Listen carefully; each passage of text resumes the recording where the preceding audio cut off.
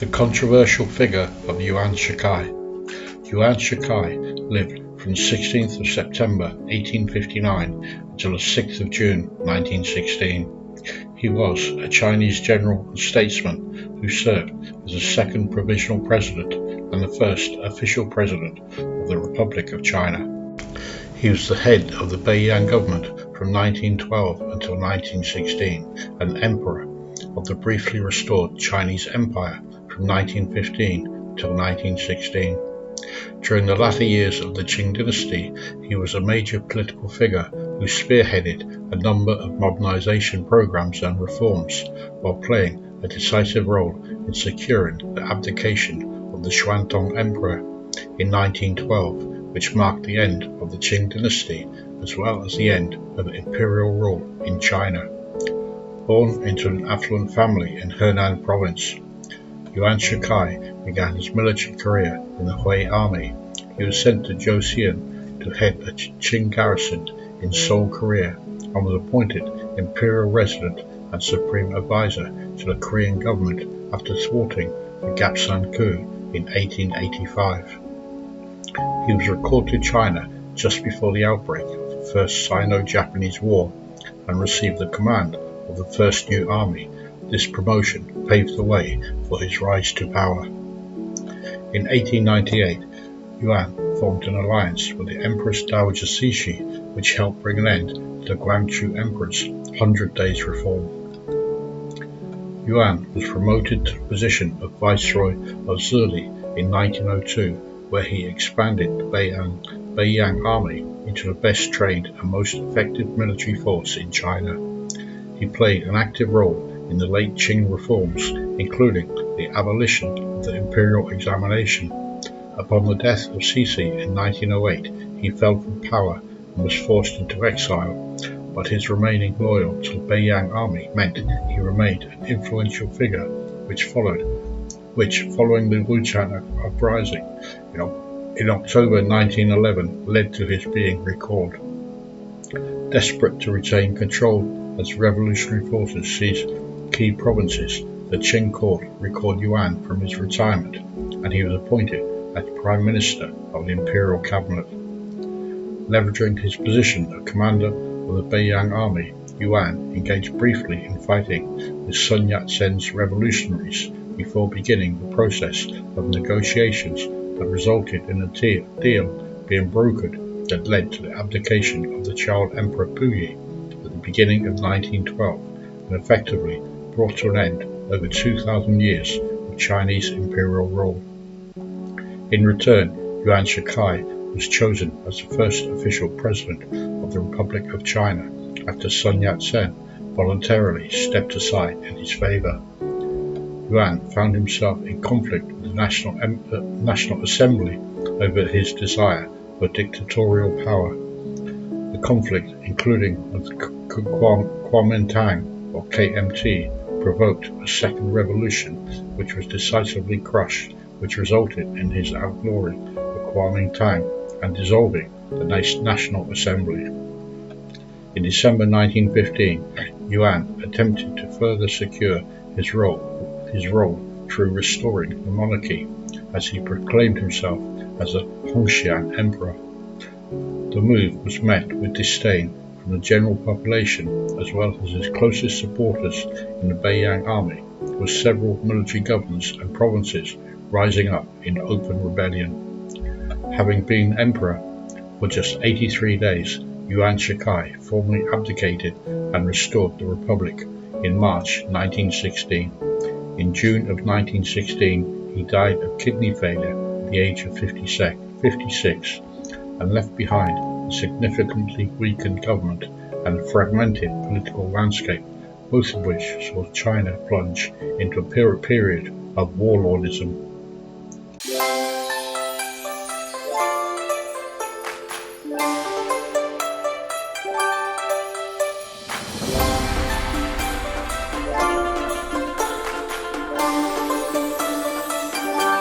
Early life.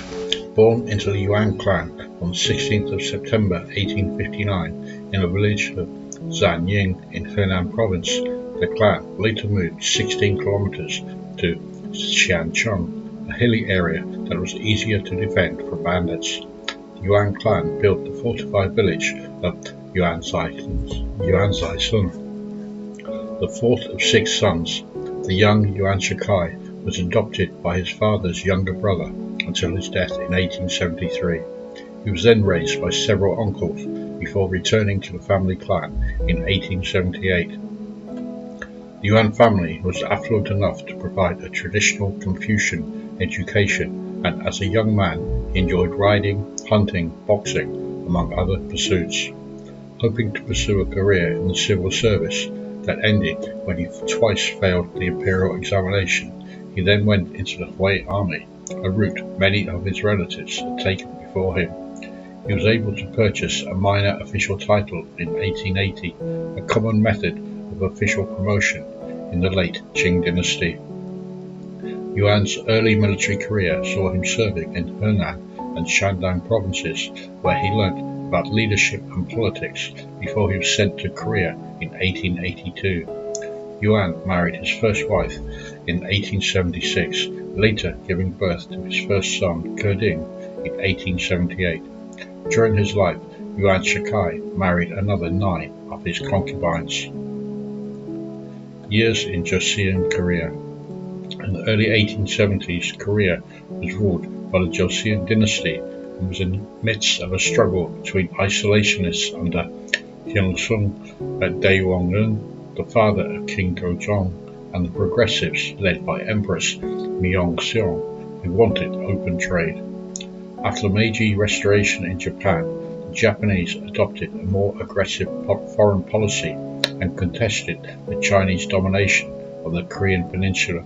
The Koreans reluctantly signed the Treaty of Ganghwa in 1876, which enabled Japan to send diplomatic missions to the peninsula and open trading points in Incheon and Wonsan. An internal power struggle in 1882 led to the Queen being exiled and the Viceroy of Seoul, Li Hongzhang, sending a force of 3,000 men of the Huai Army under the control of Wu Qing into Korea to restore stability. Among that force was Yuan Shikai. During his time on the staff of Wu, Yuan distinguished himself both in battle and in administrative duties and was recommended for promotion to the rank of sub-prefect. Yuan was also known for his enforcement of strict discipline among his soldiers in Korea. In the spring of 1884, Wu returned to China and Yuan took over as commander of the Chinese forces in Korea. The Korean king requested that his soldiers be trained by the Chinese, and Yuan Shikai was placed in charge of training the Korean Royal Guard and head of the newly created Capital Guard Command. Under Yuan Shikai, China reasserted its position in Korea, which aggravated a split between the pro-Japanese Korean progressives and the pro-Chinese conservatives. In December 1884, the progressives attempted to form a new government with the backing of the Japanese, known as the Gapsin Coup, while the conservatives of the Queen Min turned to the Chinese garrison for help. Yuan led his soldiers to defeat the outnumbered Japanese, and from that point the 26-year-old Yuan established himself as a resourceful leader. In October 1885, Yuan was appointed Chinese imperial resident in Korea, restoring a custom that dated back to the Mongol-led Yuan dynasty. Yuan Shikai held that position for the next 9 years while operating it as if he were above the law. He ended any attempts at reform, changed the composition of the Korean government, as well as minimizing any other foreign influence, especially that of the Japanese. Yuan was allied with the corrupt Min oligarchy, and historians have dubbed his reign in Korea as a dark age. His behavior and system of rule led to a lot of antagonism against him and China in general from Koreans at that time. Despite those feelings, China was still able to maintain its control over Korea while containing influences from Russia and Japan. In the early 1890s, the Japanese protested that China was obstructing Japanese trade in Korea, while a rebel movement emerged in the Korean countryside that became a threat to Chinese interests in Korea, known as the Donghak Society. This group had existed for several years and held sporadic protests against corruption and foreign influence, but in 1894 its interest grew rapidly when opposed to the Korean government's policy on taxation and agreed to lessen their protests if any pretext for foreign invasion was withdrawn. The Japanese government agreed to only deploy more soldiers into Korea if China did likewise. However, the Min faction, unaware of the agreement, requested reinforcements from China. With the additional soldiers arriving in China, an additional 2,000 Japanese soldiers landed in Korea and marched on Seoul. With additional reinforcements and warships arriving within weeks to outnumber the Chinese forces on the peninsula. Yuan requested permission from Li Hongzhang to leave Korea in late June, but this was not granted until mid-July. Yuan Shikai left Seoul on the 19th of July, disguised as a Chinese servant of the Russian military attaché on its way to Beijing. This episode ended Yuan Shikai's 12 years in Korea. Fleeing with him were his 3 Korean concubines, one of which was Korean Princess Li's relative, concubine Kim. 15 of the Yuan's 32 children were from these 3 women. Late Qing dynasty. After his sudden return to China, Yuan Shikai was given a post in Zhejiang, but before he could depart from that province, the First Sino-Japanese War erupted on the 1st of August 1894, after the Japanese declared war on China. Throughout that conflict, Yuan assisted with providing supplies to the Chinese forces in Korea and northeast China. The Huai Army, China's best fighting force at that time, had been defeated in the war with Japan, and the Qing imperial court wanted to create units that were organized entirely upon European model after increasing the requirement to reorganize the Chinese armed forces.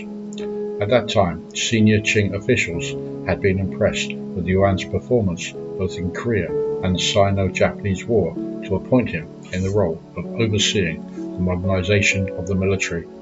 After a private meeting with the Emperor in early August 1895, he was made a member of the Council on Military Issues, and within days of being appointed, he presented the Emperor the lengthy document on his proposal for creating a Western-style army under centralized Qing control.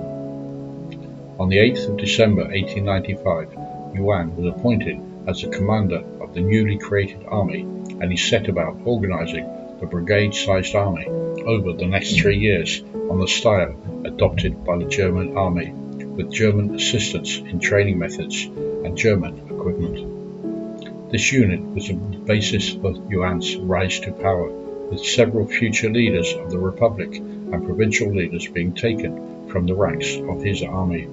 While not directly involved in the political movements of the time, Yuan maintained good relations with the Manchu princes, particularly Ronglu.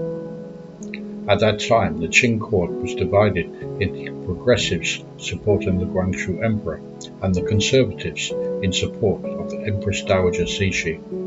In June 1898, the Guangxu Emperor launched the 100 Days Reform, issuing dozens of edicts to make changes to China's culture, economy, military, and education systems.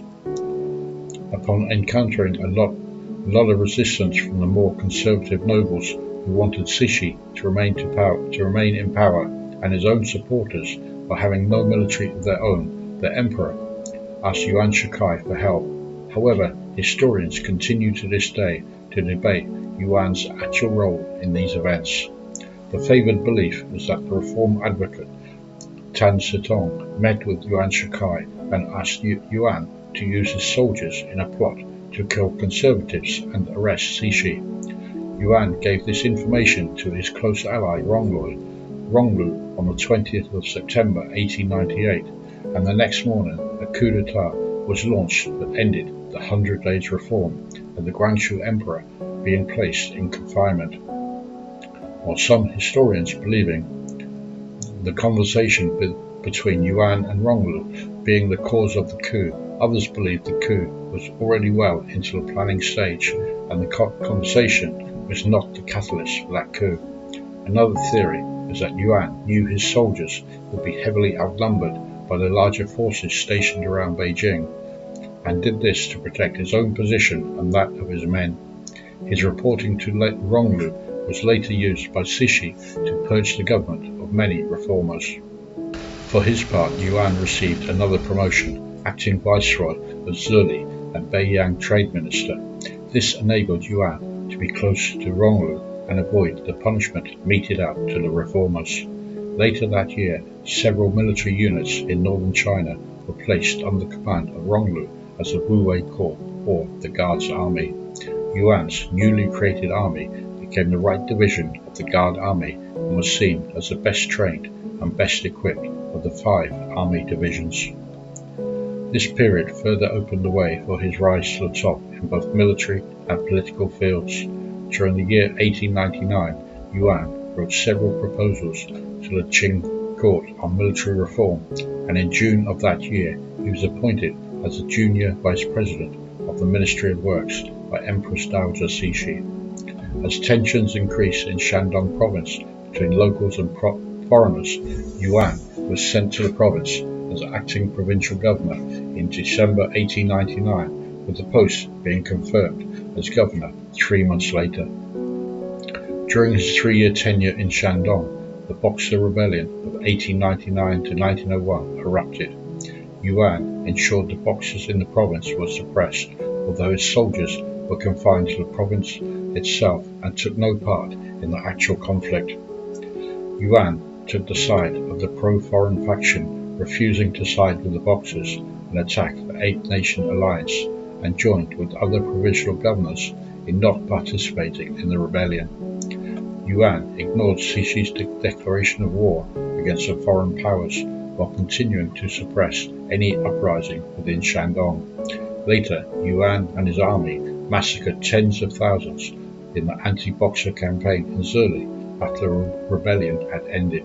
The Boxer rebellion had decimated the other divisions of the Guards Army, and Yuan was appointed to oversee the rebuilding of the military and defences of Beijing, later being appointed to the role of being in charge of foreign and military affairs of northern China. These appointments to such powerful positions showed the trust the Empress Dowager had in Yuan Shikai. In June 1902, he was confirmed as Viceroy of Zili and Beiyang, and he was given several other prestigious appointments at that time, including Director of Northern Railways and Director of Telegraphs. Having gained powerful allies such as the Empress Dowager Cixi and his being promoted to the rank of Viceroy, Yuan was in a position that enabled him to expand his army while increasing its funding. It was at this time that he established the Beiyang Army. In December 1902, Yuan was ordered to train several thousand Manchu bannermen, and they were later incorporated into the 1st Division of the Beiyang Army, while his favoured troops of the Left Division were renamed the 2nd Division. This became the core of a regular Chinese army, and while Yuan held a lot of influence, the central government had the control of administration and provided the funding. However, the outbreak of the Russo-Japanese War in 1904 led Yuan to convince Cixi that more divisions were required, and eventually the Beiyang army was extended to over 60,000 soldiers. Yuan Shikai established a military staff to assist him in his role of Beiyang army commander. Its 2 most prominent members were Feng Guozhang and Duan Shirai. They became known as the Beiyang clique and would later become the leaders of 2 of the warlord factions in northern China after the death of Yuan Shikai. The Empress Dowager Cixi and the Guangxu Emperor died within a day of each other in November 1908, and there were reports that the Emperor's will contained orders for Yuan to be executed. Whether that was true or not, Yuan avoided death. However, in January 1909, Yuan Shikai was relieved of all his posts by the regent Prince Chung. which the reason given to the public was that Yuan was returning to his home village due to a diseased foot. During his 3 years in exile, Yuan kept in close contact with his allies, including Yuan Shikai, who reported to him regularly about army matters. Yuan had arranged for his niece to marry Yuan as a means to consolidate his power, while the loyalty of the Beiyang army was still behind Yuan Shikai. Having the strategic military support meant he was still influential as future revolutionaries such as Sun Yat-sen, as well as the Qing court, wanted Yuan on their side.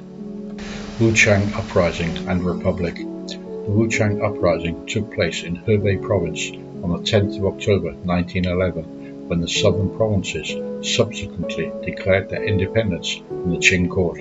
Neither the northern provinces nor the Beiyang army offered a clear stance whether they were for or against the rebellion.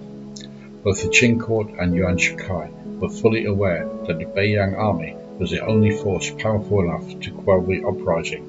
When the Qing court requested Yuan Shikai's return on the 27th of October, Yuan declined their offers, claiming his foot ailment was troubling him. 3 days later, on the 30th, Yuan left for Beijing and was appointed Prime Minister on the 1st of November 1911. Yuan began by asking the regent Zai Feng to withdraw from politics. This enabled Yuan to form a new cabinet, primarily of Han Chinese appointees. At the Battle of Yangxia, Yuan's army recaptured Wuchang's neighboring cities of Hankou and Hanyang from the revolutionaries. Yuan knew that the complete suppression of the rebellion would end his usefulness to the Qing regime, so instead of attacking Wuchang, he began to negotiate. Abdication of Child Emperor. The revolutionaries had elected Sun Yat-sen as the first provisional president of the Republic of China, but they were in a weak position militarily, so they negotiated with the Qing through Yuan. Yuan arranged for the abdication of the Child Emperor Puyi in return for being granted the position of President of the Republic of China. Sun Yat-sen agreed to this arrangement, but asked that the capital be situated in Nanjing. Yuan, however, wanted the geographical advantage of Beijing, being close to his base of military power. One event that swung the decision in Yuan's favor was when Cao Kun, one of Yuan's most trusted subordinate military commanders, fabricated a coup d'etat in Beijing and Tianjin, possibly ordered by Yuan to force Yuan to stay in Beijing and protect the capital. The result of that incident meant the revolutionaries compromised once again, and the new republic had its capital in Beijing. Yuan Shikai was elected as a provisional president of the Republic of China on the 14th of February 1912 and sworn in on the 10th of March. Assassination of Song Jiaoren. In February 1930, democratic elections were held for the National Assembly, which resulted in a significant victory for the KMT. Song Jiaoren was a zealous supporter of the cabinet system and was widely regarded as a potential future prime minister. One of Song's main political goals was to ensure that the powers and independence of the Chinese parliament were correctly protected from influence of the office of the president. However, Song's goals in curtailing the presidential office were in conflict with the interests of Yuan Shikai, who was dominating the provisional cabinet and showing signs of desire to hold executive power. During Song's travels through China in 1912, he openly and vehemently expressed his desire to limit the powers of the president. This was seen as being critical of Yuan's ambitions. When the results of the 1930 elections showed a clear victory for the KMT, it appeared that Song would be in a position to exercise a dominant role in selecting the premier and cabinet and could push for the election of a future president within a parliamentary setting. On the 20th of March 1913, Song Jiaoren was shot by a lone gunman in Shanghai and died 2 days later. The trail of evidence led to the Secretary of the Cabinet and the provisional premier of Yuan's government. Although Yuan was considered by contemporary Chinese media sources as the man most likely to have been behind the assassination, he was never implicated. The main conspirators investigated by authorities were either themselves assassinated or mysteriously disappeared. Pressure on the KMT. Tensions between the KMT and Yuan Shikai continued to intensify, and after arriving in Beijing, the elected parliament attempted to gain control of Yuan and develop a permanent constitution to ultimately hold legitimate open presidential elections. Because Yuan had authorized $100 million in reorganization loans from a variety of foreign banks, the KMT were in particular highly critical of the national budget by Yuan.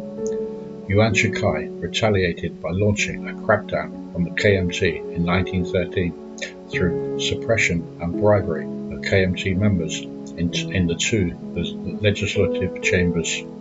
Those in opposition to this also claimed Yuan orchestrated the collapse of the KMT internally while dismissing governors determined to be pro-KMT. Second Revolution. Sun Yat-sen, on seeing the situation getting somewhat precarious for his party, fled to Japan in August 1913 while calling for a second revolution, this one against Yuan Shikai. In response to this, Yuan gradually took over the government and used the military as a base of his power. He dissolved both the national and provincial assemblies and replaced the House of Representatives and Senate with the newly created Council of State. Duan Churai, his trusted Beiyang ally, was installed as Prime Minister, while the American-educated Sai Ting-kan was used for translations from English for connecting with the Western powers. Yuan then elected himself president for a 5-year term, while publicly labeling the KMT as a seditious organization. Yuan ordered the KMT to be dissolved and evicted all its members from parliament. The KMT's second revolution ended in failure as the soldiers under Yuan achieved a complete victory of the revolutionary uprisings. Provincial governors with loyalties to the KMT who remained in power willingly submitted to Yuan. Any that were deemed not loyal to Yuan Shikai were removed from office. The end of the second revolution only further cemented the power of Yuan Shikai.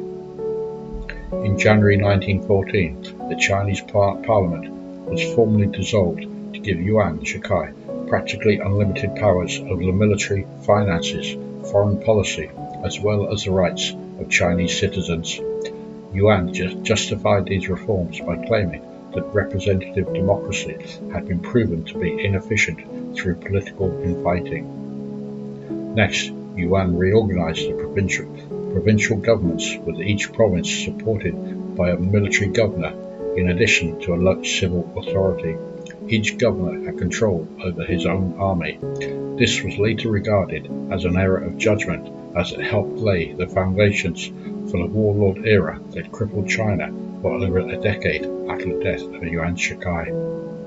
Revival of hereditary monarchy. In building up his own authority, Yuan reintroduced elements of state Confucianism, and as the main proponent of reviving Qing state religious observances, Yuan effectively participated as an emperor in ritual ceremonies held at the Temple of Heaven. In late 1915, rumors began to circulate that the hereditary monarchy should be revived. With his position of power secure, some of his supporters advocated for a revival of the monarchy and requested that Yuan take on the title of emperor. Yang Du, a staunch monarchist, reasoned that the Chinese masses had long been used to monarchic rule, and China's political situation demanded the stability that only a monarchy could ensure. On the 20th of November 1915, Yuan held a specially convened assembly which voted unanimously to offer Yuan the throne. On the 12th of December, Yuan accepted the invitation and proclaimed himself Emperor of the Chinese Empire under the era name of Hongxiang. The new Empire of China would begin on the 1st of January 1916, and shortly after becoming emperor, Yuan placed an order with the former imperial potters for a 40,000-piece porcelain set at a cost of 1.4 million yuan, and a large jade seal and 2 imperial robes at a cost of 400,000 yuan each. Public and international reactions to the dynastic monarchy's revival. Yuan had expected widespread domestic and international support for his reign. However, he had grossly underestimated the reaction. Many of his closest supporters abandoned Yuan Shikai, and as emperor, the solidarity of the Beiyang clique of military protégés dissolved. There were open protests throughout China denouncing Yuan. Foreign governments, including that of Japan, suddenly became indifferent or indeed hostile and not giving Yuan the recognition he had anticipated. Rebels bombed the presidential palace in 1916. Sun Yat-sen, who had fled to Tokyo, organized efforts from Japan to overthrow Yuan. The emperor's sons fought publicly over the title of Crown Prince, and former loyal servants such as Yuan Shikai and Chu Chicheng left Beijing to create their own factions. Abandonment of monarchy and death. In order to appease his foes, in addition to the widespread opposition, Yuan repeatedly delayed the accession rites. However, his prestige was irreparably damaged as province after province voiced their disapproval. On the 25th of December 1915, Yunan's military governor, Sai, rebelled and launched the National Protection War. Guizhou's government followed in January 1916, with Guangxi declaring its independence in March. Funding for Yuan's accession ceremony was cut on the 1st of March. On the 22nd of March 1916, Yuan formally abdicated and restored the republic after being emperor for just 83 days. This, however, was not enough for his enemies, who called for Yuan to resign as president, causing more provinces to rebel. Yuan died of kidney failure on the 6th of June 1916 at the age of 56. Yuan Shikai's remains were moved to his home province and placed in a large mausoleum in Hanyang. In 1928, the tomb was looted by Feng Yuxiang and his soldiers during the Northern Expedition. Evaluation and legacy. There are very mixed views on the role of Yuan Shikai amongst Chinese historians. While he introduced modernizations in law and social areas, trained and organized one of China's first modern armies, including for loyalty towards him of those soldiers, that was largely undermined by his political and personal stance in his latter years. Yuan Shikai financed his regime through foreign loans, which weakened China's international prestige, especially through enabling the Japanese to gain broad concessions over China.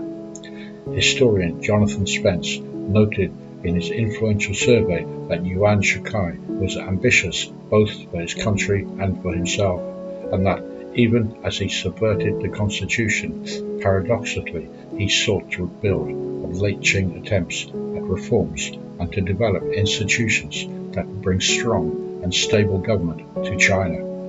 Yuan did in fact strengthen the court system, as well as invite foreign advisors to reform the penal system. After the death of Yuan Shikai, there was an effort by Li Yuanhong to revive the public by recalling the legislators that had been ejected in 1913, but this turned out to be a confused and ineffective method of exerting control, as Li lacked the support of the military. In 1917, there had been a short-lived effort at reviving the Qing dynasty, led by General Zhang Shun, a loyalist, but he and his soldiers were defeated by rival warlords. Once Zhang was defeated, any pretense of strength from the government evaporated, and China descended into an era of warlordism. the offices of the president and parliament became the tools of the military as the politicians in Beijing became dependent upon regional governors for their support and political survival. For this reason, Yuan Shikai was considered by many as the father of the warlords. However, it is not an accurate description to describe him, since during the majority of his military career he attempted to forge a modern army based on models of European armies. Throughout his lifetime, he demonstrated a good understanding of staffing, particularly for officers, and military education to create China's first modern military organization. However, after his return to power in 1911, Yuan Shikai seemed to be willing to sacrifice his legacy of military reform for imperial ambitions and ruled by violence and bribery that eventually destroyed the idealism of the early Republican movement. That brings us to the end of this video, highlighting the life of one of China's most influential characters in the late 19th and early 20th centuries. If you've enjoyed watching and it's shown you a little detail of life and events here in China, then your subscribing to my channel would mean a lot to me. Thank you for watching. Make sure you click on the link to the next video, and until the next time, goodbye for now.